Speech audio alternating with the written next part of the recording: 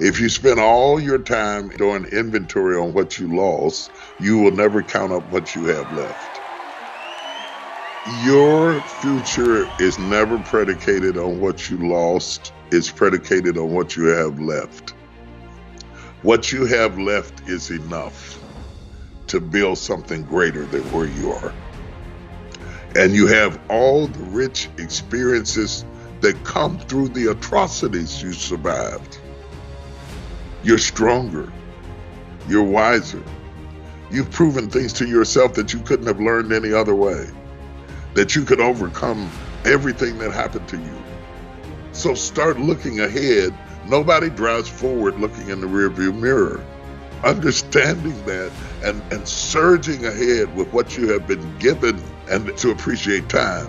I have a work ethic that they say is incredible. I mean, I can hang with the best of them when it comes to doing what has to be done. But I got it from watching my father, well and then sick. He kept going. He kept moving. He kept producing all the way out. Work ceases to be work when you start to love it. When you love what you do, when you love what you do, you'll never work a day in your life. So you love it. That doesn't mean you don't get tired. That doesn't mean you shouldn't take vacations. That doesn't mean you shouldn't have self-care, all of that. But self-care only has so much. After a while, you get tired of that sand on your back. You say, okay, I gotta do something, because we were made to be productive and creative and resourceful. And I want to tell every entrepreneur listening at me, if at first you don't succeed, try again. And if you don't succeed that time, try again. And if you don't succeed that time, try again.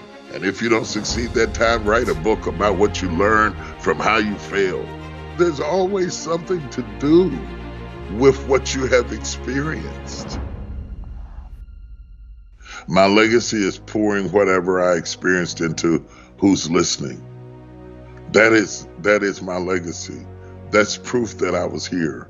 If at the end of this interview and the end of reading my book, I added something to your life that made you build a table out of a tree, then I built it too. Then whenever anybody asks you about the table, you'll tell them about this guy you met in an interview. You know, that's how we have survived for centuries. That's how my people withstood slavery and the atrocities of our lives. Because in the midst of all of the horrendous things we experienced, we still clapped our hands and we still sang our songs and we still managed to be creative, and we are still here. So don't tell me about trouble through hanging nooses and rapes and burnings and killings. We sang. And my legacy is that you dance and sing and survive and do something. I'm not saying that you won't have opposition and trouble and tears. I don't have to write about that. That will find you on its own. Agony will always find you on its own. It's ecstasy that has to have your address on it. So I'm sending you the potential to go beyond agony to the ecstasy of fulfilling everything you were created to be. And that's my legacy. It's in the people that heard me and read my books and saw my movies and traveled around the world with me. It's in my children. When I'm writing, I'm actually imagining that I'm having this conversation, and my book reads like I'm talking to you. And you know that from reading it. It sounds like we're having a conversation with a friend. I'm actually talking to you. I'm through the book. I didn't drop the mic, and don't you drop it either. And something of what I said will make it into your book. And something of what you said will make it into the book of the person who read it. And that's how we have progressed for centuries and eons and millenniums, because we passed the mic. We didn't drop it. If you lose your ability to hear, eventually it will affect your ability to speak. because there is a correlation between what the ear hears and what the mouth articulates. On the impetus of that ideology comes this tremendous premise of listening. Every great orator is a great listener. And I think we have lost not our ability to speak, not yet, but we have lost our ability to listen. Because the only thing we do is pause while we formulate our next approach to attack. And that's not listening, that's strategizing. But if we actually take the time to listen, most of us all want the same things. Most of us want to be loved. Most of us want to be appreciated. Most of us want to be accepted, flaws and all.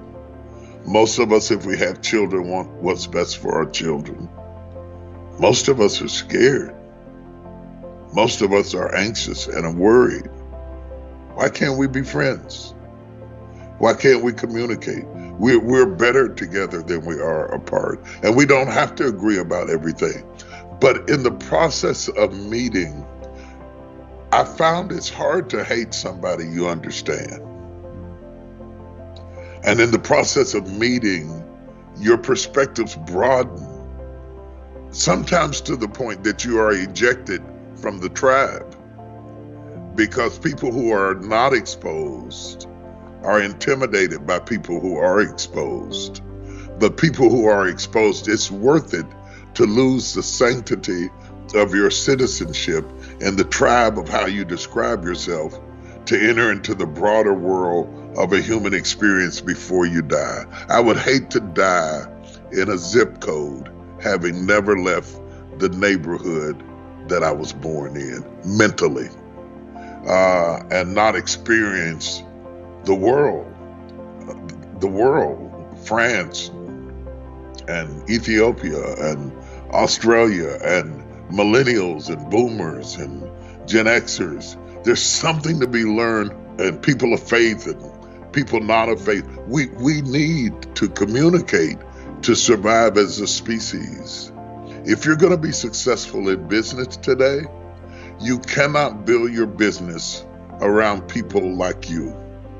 You have to build your business in a very broad, eclectic way, because the world is becoming broad and eclectic. And a narrow mind also causes you to be less successful at the end of your career, because you're niche marketing an item that could have a broad appeal if you didn't think within the prison of your own experiences.